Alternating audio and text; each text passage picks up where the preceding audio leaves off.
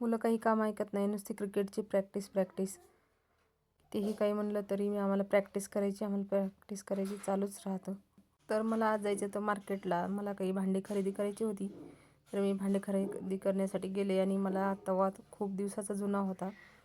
तर मी आज हा नवीन आणला आणि नंतर मला कढई पण खूप दिवसाची आणायची होती. तर ही नवीन ट्रायप्लायची मी कढई आणलेली आहे.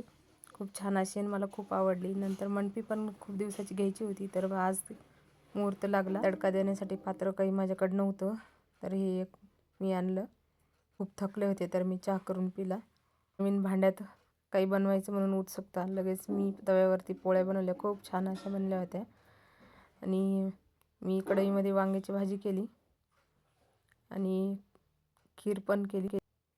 नंतर आमच्या इथे पाहुणे आले. आमच्या नणंदबाई, 2 नंदा आणि माझी आई पण आलेली होती. सगळेजण आलेले. दिवसभर असंच चालतं आणि नंतर नणंदबाईंना बांगड्या भरल्या, साडी घेतली आणि त्या गेल्या आणि माझी आई आली.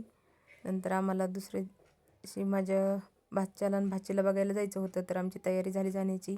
बहिणीची मुलगी मागं लागली म्हणून त्यासाठी ती रडत होती. तर असा होता आजचा दिवस. बाय.